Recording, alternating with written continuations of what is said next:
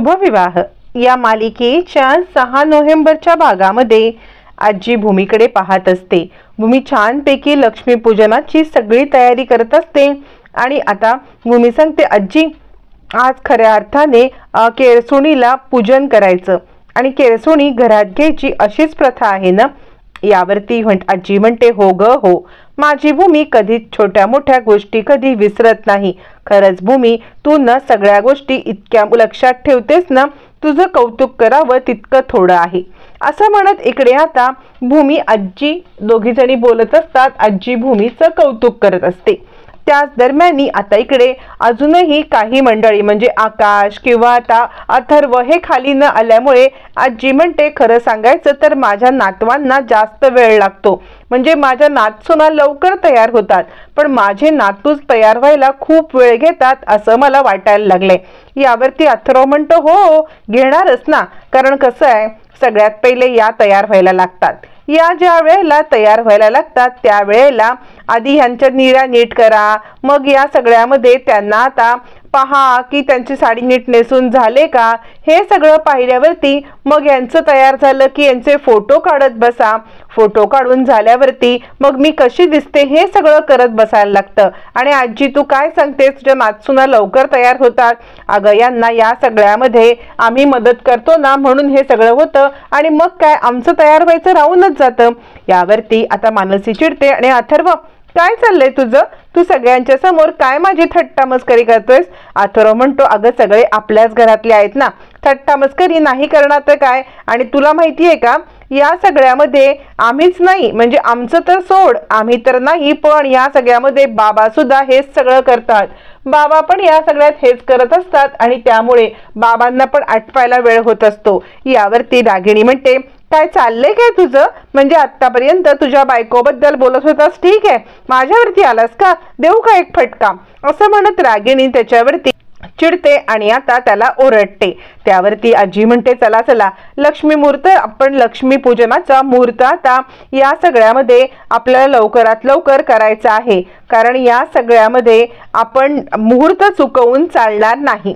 असं म्हणत आजी आता इकडे मुहूर्तावरती पूजा करण्यासाठी सगळ्यांना बोलवते आणि लक्ष्मी पूजनाचा मुहूर्त टळू द्यायचा नाही असं ठरतं। पण हा मुद्दामच मुहूर्त टाळण्यासाठी इकडे आता पूर्णपणे तयारी केलेली असते, ते म्हणजे पौर्णिमाने याच मुहूर्ताला अपशकुन घडवून आणण्यासाठी आता या सगळ्यामध्ये एका माणसाला बोलवलेलं असतं, इलेक्ट्रिशियनला बोलवलेलं असतं आणि त्याला मुद्दामच त्याच मुहूर्तावरती लक्ष्मी पूजनाच्या आता हे वायर कट करून आता इकडे पूर्णपणे अपशकुन घडवून आणण्याचं प्लॅनिंग केलेलं असतं।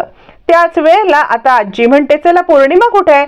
त्यावरती अभिजित म्हणतो, मी पौर्णिमाला बोलवून आणतो। असं म्हणत अभिजित पौर्णिमाला बोलवण्यासाठी बाहेर जातो। त्यावेळेला आता पौर्णिमा त्या माणसाला सांगत असते, हे बघा ही अशी वायर कट करायची आणि आत्ताच्या आत्ता नाही करायची, म्हणजे मी तुम्हाला टायमिंग लावून देते, या टायमिंगला धमाका झाला पाहिजे, म्हणजे या लक्ष्मीपूजनाला हा लक्ष्मीपूजन पूर्णपणे फेल गेलं पाहिजे आणि भूमीताईने या सगळ्यामध्ये आता पूर्णपणे तोंडावरती पडली पाहिजे। असं म्हणत पौर्णिमा या सगळ्यामध्ये आता प्लॅनिंग करते, पण तिला माहिती नसतं की तीच या सगळ्यामध्ये तोंडावरती आपटणार असते। आता पौर्णिमाला घेऊन इकडे अभिजित येतो आणि आजी म्हणते, चला आता 10 सेकंद राहिलेत, काउंटडाऊन सुरू करून आपण लक्ष्मीपूजन सुरू करूया। असं म्हणत 10, 9, 8, 7, 5 असं झाल्यावरती 0 म्हटल्यावरती आता लाईट्स का नाही गेल्या, म्हणून पौर्णिमाला जबरदस्त धक्का बसतो। भूमीच्या हातून लक्ष्मीपूजन पण होतं आणि आता इकडे पौर्णिमा विचारच करत बसते की काय घडलं हे, म्हणजे आता लक्ष्मीपूजनाला लाईट्स ऑफ व्हायच्या होत्या, मग ह्या लाईट्स ऑफ का नाही झाल्या?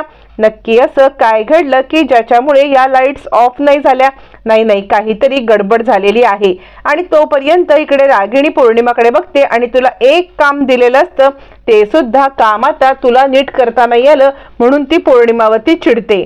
पण जोपर्यंत तो माणूस या लक्ष्मीपूजनाच्या दिवशी लाईट्स ऑफ करण्याचा प्रयत्न करत असतो त्या माणसाला झटका लागतो आणि तो बाजूला फेकला जातो आणि कसला तरी आवाज आला. त्यावरती सगळेजण आवाजाच्या दिशेने पाहतात. कसला आवाज आला? पौर्णिमा म्हणते मी जाऊन बघू का असं म्हणत पौर्णिमा जायला निघणार. आजी म्हणते नको, आता सध्या जाऊ नको, लक्ष्मीपूजन झालं की आपण सगळ्यांनी मिळून बघूया कसला आवाज येतोय ते. मग भूमीच्या हातून लक्ष्मीपूजन होतं. छानपैकी आता लक्ष्मीपूजनाचा सोहळा पार पडतो. त्यानंतर आकाश आता इकडे वॉचमनला बोलवतो. काय झालं, तिकडे कसला आवाज आला होता?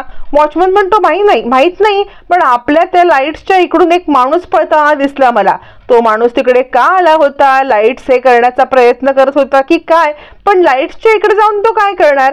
आकाश म्हणतो पण तो माणूस आलाच कसा? रागिणी गडबडते. म्हणजे आता पौर्णिमाचा डाव पूर्णपणे फेल झालेला असतो. त्यावेळेला भूमी आता रागारागात रागिणीकडे पाहायला लागते. भूमी रागिणीकडे पाहत असते. त्यावेळेला आता सगळ्यांनाच टेन्शन येतं की नक्की हे कुणी केलंय. त्यावरती आता इकडे म्हणजे लक्ष्मीपूजनाच्या दिवशी अपशकुन घडवण्याचा कुणाचा प्लॅनिंग होता? पौर्णिमा गडबडते. जर का आपल्यावरती प्रकरण शेकलं तर आपलं काही खरं नाही. त्यावरती आता इकडे भूमी रागिणीकडे पाहत असते. रागिणी थोडीशी कॉशियस होते आणि ती म्हणायला लागते, भूमी तू माझ्याकडे काय पाहतेस? या सगळ्यामध्ये मी काहीही केलेलं नाहीये. तू माझ्याकडे अशी पाहू नकोस, कारण या सगळ्यामध्ये तुला काय वाटतं मी अपशकुन घडवण्यासाठी हे सगळं घडवून आणलंय का? नाही ग बाई, मी असं खरंच काही केलेलं नाहीये. मी का असं करेन? आकाश तुला माझ्यावरती विश्वास आहे ना? यावरती भूमी म्हणते, आत्या मी तुम्हाला एकाही शब्दाने असं काही बोलले नाही की या सगळ्यामध्ये तुम्ही हे घडवून आणलेत. मी का तुम्हाला हे सगळं बोलेन? तुम्ही काही केलं असं मी तोंडातून चकार शब्द तरी काढलाय का? आत्या तुम्हाला का वाटतंय की मी असं तुमच्यावरती डाऊट घेते? यावरती आता इकडे रागिणी म्हणते, नाही तू असं माझ्याकडे बघतेस ना, त्यामुळे तुला असं वाटत असेल की आम्हीच हे सगळं करण्यासाठी म्हणजे आता काहीतरी केलंय की तू आलेस म्हणून अपशकुन व्हावा. पण मला तर वाटतंय की तूच हे सगळं केलेलं असशील.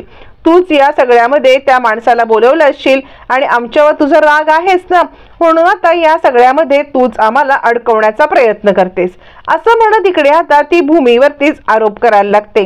आणि भूमी आता म्हणते मी हे सगळं काही केलेलं नाहीये. ती आकाशकडे पाहते. आकाश भूमीकडे पाहतो आणि तू काही काळजी करू नकोस, मी आहे तोपर्यंत तुझ्यावरती कोणीही असा काही आरोप लावू देणार नाही असं तिला आपल्या डोळ्यांनी आश्वासक देतो. त्याच वेळेला इकडे आता आजी म्हणते, बास करा हा ब्लेम गेम सगळ्यांनी बंद करा आणि या सगळ्यामध्ये कोणीही काही बोलणार नाहीये. कुणीही या सगळ्यामध्ये काहीही बोलायचं नाही आणि आता या सगळ्यामध्ये सगळ्यांनी गप्प बसा आणि चला आपल्या कामाला लागा असं म्हणत आजी सगळ्यांना कामाला लावते, जेणेकरून आता हे सगळं इथेच प्रकरण मिटावं आणि भांडणं, आरोप प्रत्यारोप हे काही होऊ नये हा आजीचा पूर्णपणे हेतू असतो. त्यामुळे आता इकडे सगळेजण एकमेकावरती आरोप प्रत्यारोप करताना थांबतात. आणि त्यावेळेला भूमी म्हणते, कसं आहे ना, या सगळ्यामध्ये ज्याने कुणी हे सगळं केलेलं आहे ना, तर त्या सगळ्यामध्ये देवी आईनेच आपला चमत्कार दाखवलाय. लक्ष्मीपूजनाच्या दिवशी जो कोणी अपशकुन करण्याचा प्रयत्न करतो त्याला अपशकुन घडू न देता देवी आईच या सगळ्यामध्ये असं काही अचूक उत्तर देते ना की मात्र आता या सगळ्यामध्ये त्याला शिक्षा मिळतेच आणि त्याला शिक्षा मिळालेली आहे. तो कोण आहे, काय आहे, यापेक्षा देवी आईने आपलं काम चोख केलेलं आहे हे आपण लक्षात ठेवायला पाहिजे असं म्हणत भूमी आपलं प्रांजळ मत मांडत असते. इकडे आकाश म्हणतो, जाऊ दे, या गोष्टी आपण सगळ्या सोडून देऊया असं म्हणत आकाश आता भूमीला समजवतो. त्यानंतर इकडे आता रूम मध्ये आल्यावरती पुन्हा एकदा पौर्णिमा त्या माणसाला कॉल करते. त्या माणसाला कॉल करून ती बोलायला लागते, काय रे मूर्खा, काय चाललंय तुझं? म्हणजे तू हे सगळं काय करतोयस? तुला सांगितलं होतं ना की वेळच्या वेळी हे सगळं झालं पाहिजे, पण तुझं आपलं काहीतरीच तू काहीच काम केलं नाहीस. यावर तो माणूस म्हणतो, मॅडम मी जेमतेम तिकडून पळून वाचून आलेलो आहे.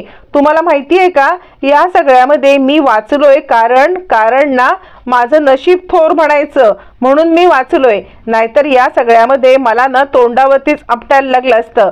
यावरती पौर्णिमा म्हणते, झालं तरी काय? यावर तो म्हणतो, मला नाही माहिती, पण ज्या वेळेला मी फ्यूज काढायला गेलो ना त्यावेळेला तो फ्यूजचा धमाका झाला आणि या धमाक्यामध्ये मी मरता वाचलोय. कळतंय का तुम्हाला? मला असं वाटतंय की लक्ष्मीपूजनाच्या दिवशी हा अपशकुन घडवायला मी गेलो ना, म्हणून माझ्यावरती हे सगळं उलटलेलं आहे असं म्हणत तो आता बोलायला लागतो. तोपर्यंत रागिणीला भूमीचं वाक्य आठवतं. भूमी सुद्धा सेम हे वाक्य बोललेली असते.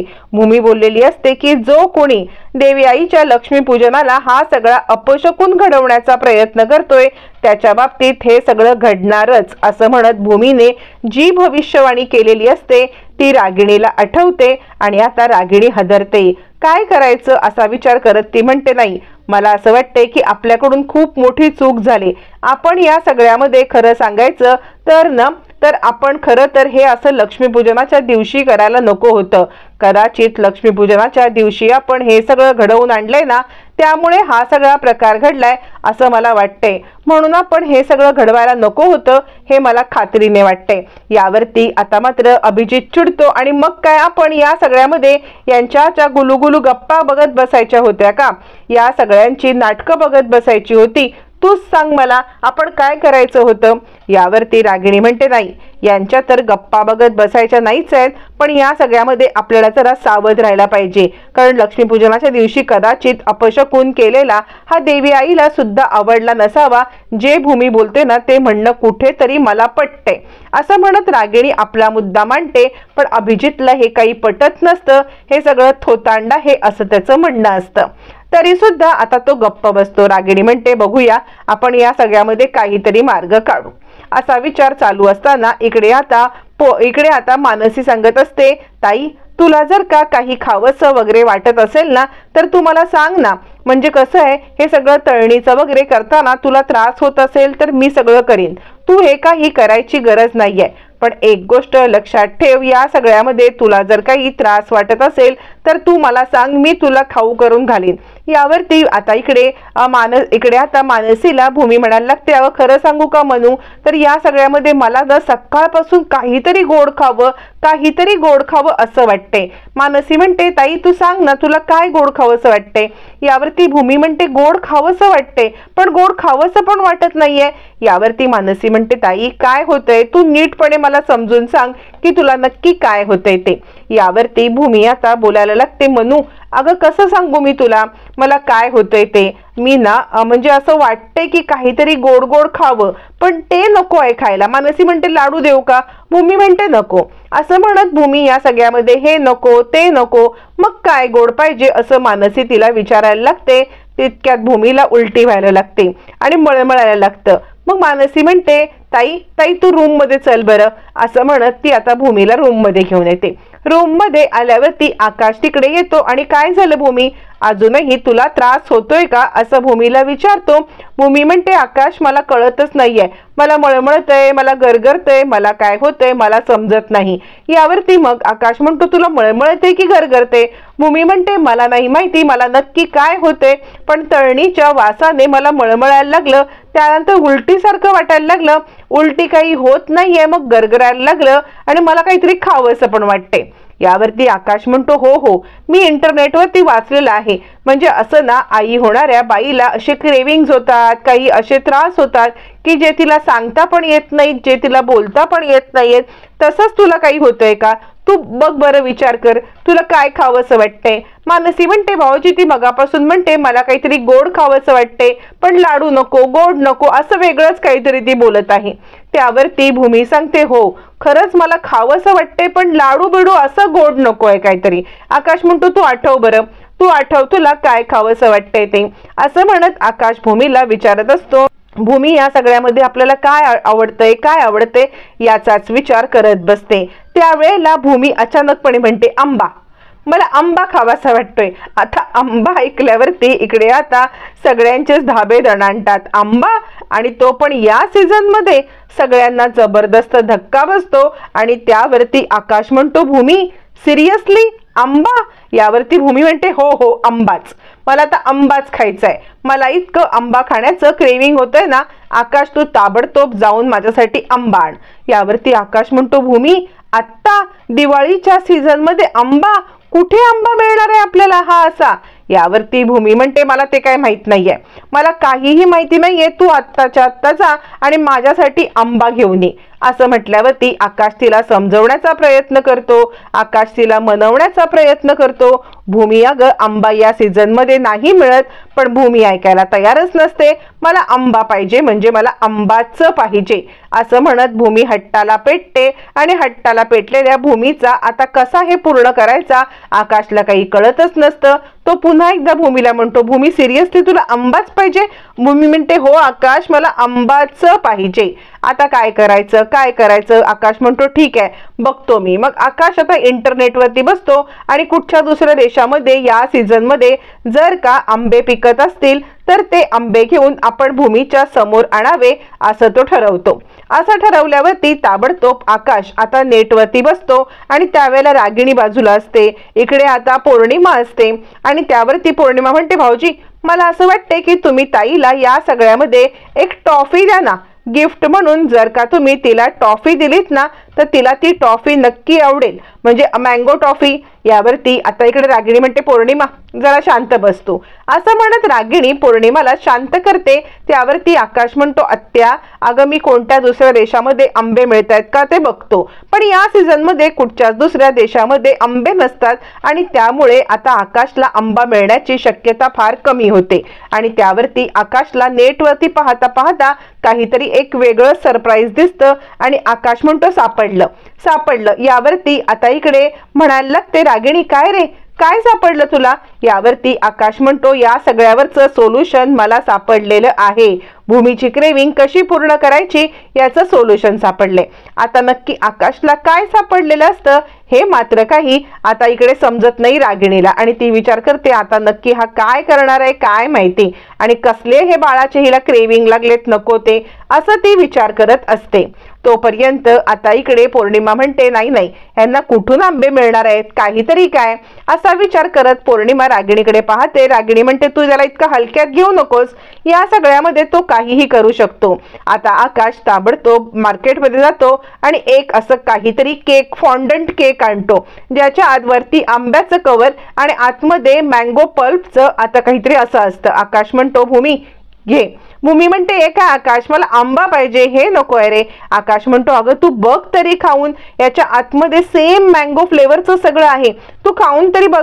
भूमी सांगते, नाही आकाश मला मँगो फ्लेवर नकोच आहे, मला ओरिजिनल मँगोच पाहिजे.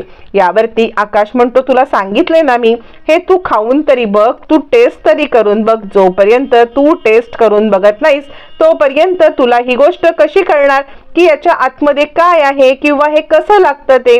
पण भूमी काही ऐकायला तयार नसते. भूमी हट्टालाच पेटते की काहीही झालं तरी सुद्धा मला या सगळ्यामध्ये ना आकाश आंबाच खायचा आहे. पण आकाश तिला कन्व्हिन्स करतो की काहीही झालं तरी एकदा तरी तू टेस्ट करून बघ असं म्हणत आकाश तिला या सगळ्यामध्ये टेस्ट करायला सांगत असतो. भूमी हट्टाला पेटते, आकाश तिला मनवतो आणि मग मात्र भूमी आता थोडं थोडं खायला लागते. भूमी याच्यामध्ये थोडंफार खाऊन बघते. खाऊन बघितल्यावरती भूमीला ते खूप आवडतं. आधी तोंड वाकडं असलेलं भूमी नंतर तोंड छान करून ते खायला लागते. आणि आकाश खूपच छान आहे, सेम आंब्यासारखं, आकाश हे सेम आंब्यासारखं आहे असं म्हणत भूमी खूप खुश होते. आकाश म्हणतो, भूमी आवडलं ना तुला हे सगळं?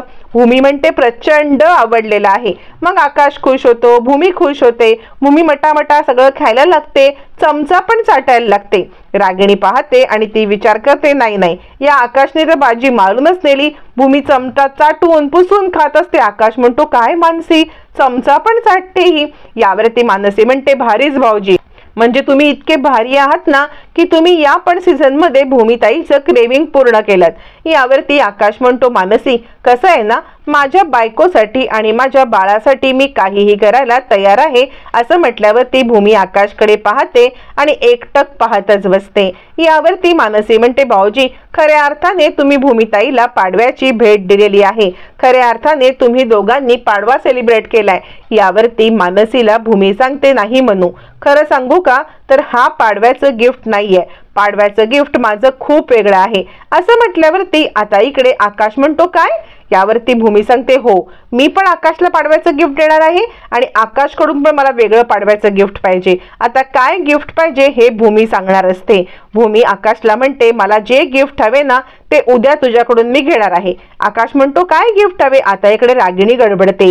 रागिणी विचार करते हिचा नवीन काय ड्रामा सुरू होणार आहे, ही आता नवीन काय करणार आहे. रागिणीला काहीच कळत नसतं. त्याच वेळेला इकडे आता भूमीला प्रशांतचा कॉल येतो. प्रशांतचा कॉल आल्यावरती भूमी तो कॉल उचलते आणि तो कॉल उचलल्यावरती प्रशांत तिला सांगायला लागतो ताई तू जे मला काम सांगितलं होतंस ना ते काम अगदी अचूक केलेलं आहे. भूमी म्हणते बरं झालं प्रशांत, तू माझं खूप मोठं काम केलेलं आहेस, तुझे किती आभार मानू तितके कमी आहेत. यावरती प्रशांत म्हणतो नाही ताई तू जे बोललीस ना ते काम अचूक झालंय. भूमी खूप खुश होते आणि आता भूमीने प्रशांतला सांगितलेलं काम झालेलं असतं. प्रशांतला सांगितलेलं काम असं असतं ते म्हणजे ट्रकचा नंबर भूमीने मागितलेला असतो. भूमीला तो ट्रकचा नंबर मिळतो. ती तो नंबर आकाशला देते आणि पाडव्याला सांगते हे माझं गिफ्ट आणि तू या ट्रकच्या डिटेल शोधून रघु काकांना कुणी मारलं हे शोधून काढायचं.